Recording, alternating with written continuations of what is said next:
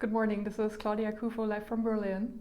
I'm so excited to share with you in our book reading series. We are in part 4, the last part of the series, and all through the month of August we shared books with you that we think have the potential to change your life. And I brought a book for you this morning by Christine Caine. Christine Caine to me is one of the most amazing women on the whole planet. She was known as a great leader in a global church, but a couple of years ago she and her husband founded an organization called A21, who is fighting against human trafficking, and her work had set free so many people already. Next to that, she has an organization called Propel Women to empower women all around the world. She has left a huge footprint for God on this planet already that shows multitudes of people the love, the compassion, and the power of Jesus Christ. And I brought her latest book, How Did I Get Here? It just came out in June. And in this book, Chris Caine writes about a time where she came to a point where she asked herself, how did I get here? But don't get me wrong, she's not writing about a faith crisis. She rather writes about a time when she realized that she was drifting away from God, slowly. So let me read what she writes in the introduction. It is easy for us to keep going to church, keep attending Bible studies, keep leading small groups, keep worshiping and praying, keep declaring by faith, and be drifting at the same time. We can look like we're moving forward, but actually be drifting. We can attending our church faithfully for decades and be drifting. We can be serving in ministry and be drifting. We can be reaching multitudes for Christ and still be drifting.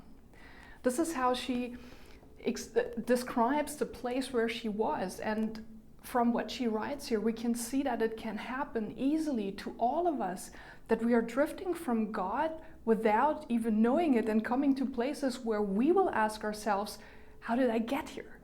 But Chris Caine wouldn't be Chris Caine if she also wouldn't offer solutions and would help us to return to Christ and to stay anchored in Him. And that's exactly what the first chapter is called. It's called Dropping and Setting Anchor. And this chapter talks about that the only anchor we have is Jesus and being connected with Him. And when we anchor ourselves in Jesus, we cannot be pulled away by Him, from Him, by the current of popular ideas and philosophies that are pulling us all the time. I mean, those movements, they move whole societies. And since we are part of the society, we need to be careful not to be pulled away by Jesus from it. And as a sailor is always checking the chain of the anchor for weak links, Chris Caine invites us to check weak links in our anchor chain by presenting us signs to see where we have drifted. I definitely found some weak links in my chain, and I hope you will find some as I give you the short version of the book today. So let's go to the second chapter of the book, which is called You Know You're Drifted When You Stop Trusting and Start Controlling. I mean, our trust in God is what is most important in our life. So let me read to you just quickly what she writes about trust. If you don't trust God with all our heart and instead rely on your own understanding, then you're more likely to drift in some area. But if your master link, so trust as the master link, as the main important link, if your master link is intact, if we're trusting God and God alone, it makes all our other links stay in place. It makes it easier to stay connected to God in all the ways He wants us to be connected with Him. Trusting God is super important. It's the master link in our chain that keeps us connected to Jesus. But when we stop trusting Him and focusing more on what is pulling us, we tend to try to control our world. We try to control our spouses, our churches, everything. We try to control it. And then we also can go from peace to panic and from wonder to worry in a split second. But Jesus doesn't want us to be there. He wants us to trust in him. And Chris Caine presents two very powerful antidotes.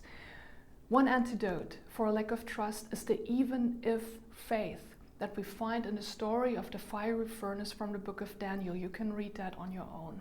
And the other one is the gift of lament, like when we pour out everything that's on our heart, even the bad things, before God. This shows our trust and it helps us to stay anchored in him. The next chapter is called chapter 3. You know you've drifted when you stop healing and you start seeping. I believe all of us are aware that we carry wounds from our past or even from our present. Some of these wounds heal quickly, but then there are wounds that take longer time to heal, and it is especially those wounds that need attention. We need to bring them to God again and again, and if we don't, they start seeping, they start to fester, and this will not only affect us, but it also will affect our relationship with God, and it also will spill on other people. A seeping wound is a sign that you have drifted away from God, because it shows that you no longer go to God for healing. But if you want to get healed, you need to go to Jesus again and again until your healing is complete, and this will help you to stay anchored in him. Chapter 4 is called, You Know You're Drifted When You Stop Wondering and Start Wandering. This chapter invites us to never stop asking questions. God invites us to ask questions all the time, and it is through questions that we explore our faith, that we grow our faith, and that we get to know God and his purposes better. Jesus is never turned away by a question that you ask. He will never turn away from you by any question.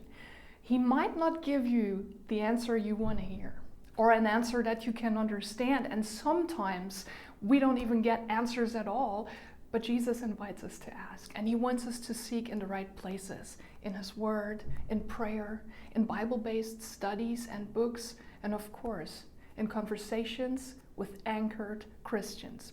Chris Caine writes about her journey and asking questions. Let me read that to you.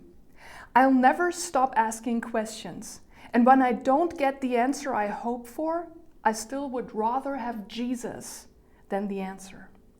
There will always be things we can't figure out, can't understand, and may never know the answer to, but our worst day with Jesus will always be better than our best day without him. Isn't that amazing? And doesn't that encourage us to ask and keep on asking God? But let's continue. Chapter 5 presents another link. It is called, You Know You Drifted When You Stop Praying and You Start Talking. And the content of this chapter might not be a surprise for us, but I believe that all of us from time to time find ourselves in seasons when our conversation with God becomes less and less frequent and sometimes even stop. But when we stop praying, we will be drifting away from God. So if you're in a place like that right now, I would suggest pick up the conversation and find out that God always has been there for you and that he is more than happy to hear your voice again. Chapter 6 is called, You Know You're Drifted When You Stop Gathering and Start Isolating. And this chapter talks about the importance of the local church, the importance to be connected and together as a local church. And it wasn't surprising that it is more likely in the countries where the church is persecuted and oppressed that people cannot help but meet. On the other hand, in countries where we can meet freely, it is more easy to not gather regularly. But when you stop gathering, you start isolating, and that makes you drift from God. And there's a purpose in gathering, not just for you to find your calling, but also for the whole church to fulfill her calling. Let me read something here that she wrote, and I think that's very important. When we gather as the church, we gather as an outpost of heaven that is visible, audible, and touchable. After all, humans are physical creatures. Bodies matter. Space matters. Physical togetherness matters. So gathering as the church on a patch of geography matters just as much as being the church. See, as we get together as a church, we change the atmosphere of the area we are in. And that way, we fulfill the calling of the church. But there's another reason why we should gather as a church, and it is this. There's a special grace when we gather. There's a special way God takes residence in our midst when we gather. Our gatherings together does not just happen in God's name, but also in God's presence. And God is not the guest in his gatherings. We are. So we can gather in God's presence, finding our purpose to stay anchored in Christ. The next chapter of this book is called, You Know You Drifted When You Stop Hungering and Start Gorging. And this chapter is about the spiritual food that we take in. And Chris Caine encourages us especially to hunger for righteousness. In order to find righteousness, we need to look into the Bible. In order to live righteous, we need to look at Jesus, because he is the one who has an outflow of righteousness in his actions everywhere he went. And if you find yourself not hungering for righteousness, ask God to give you that hunger, to give back that hunger to you, and then in the next step, feast on God by spending time in his presence, and of course, fast from the things that make you drift. The last two chapters of this book were the chapters that stirred me the most, and I'm very happy to share with you. Chapter 8, You Know You Drifted When You Stop Working and You Start Watching. Chris Caine reminds us in this chapter that we have a mission. And with his last words, Jesus told us to go into all the world and to make disciples and to be witnesses. And in order to do that, we need to break out of our Christian bubble and go to the world. Jesus never was caught in a Christian bubble. He always was with the ones outside the bubble because he knew they would need him the most. But did you notice that, especially in our times, it can be that churches or people in the church emphasize learning and neglect doing? And when you do that over a long period of time, you will feel empty and disconnected with God. And then it can happen that we want more teaching and even do less, when everything we need to do is to go and make disciples and be witnesses for Jesus and just do his mission. Chris Caine says that the Bible talks about us being letters by God sent to this world. And I want to read that because what she writes there is just so touching. She writes, Letters are sent from one place in the world to another. Letters carry messages from one person to the other person. They become connections we cherish, remembrances we keep. And that's exactly what we are called to be, God's love letter to the world, contained in human flesh, in ordinary people like you and me. God didn't send a text or social media post. No, he sent us, real life, flawed and imperfect people, to carry his message, to go and make disciples. Imagine the difference we could make in people's lives if we actually realized that we are a love letter sent from God to them. The very idea that we are a letter entrusted with a message sent to a broken and dying world is very telling of God, since sending is such a part of who he is and what he does. First, he sent Jesus into the world. Next, Jesus sent us into the world. And then Jesus sent the Holy Spirit to empower us as we go into all the world. But what happens when he sends us, yet we never arrive? If we are living letters sent by God to a broken world and we never arrive, then aren't we the ones who are lost? Perhaps one of the reasons we find ourselves drifting is because we have lost our mission and purpose. We're God's letters that have become stuck in a Christian bubble or distracted with the demands of this world. I know that we often refer to the people who aren't yet followers of Christ as the lost, but no matter how lost they are, if we're not going to them, then we are the ones who are lost. That's so amazing. And I could talk more about that, but let's go to the last chapter, because this is probably the reason why Chris Caine wrote this book. The chapter is called You Know You Drifted When You Stop Pressing and You Start Coasting. And coasting means to go with the current without applying any power.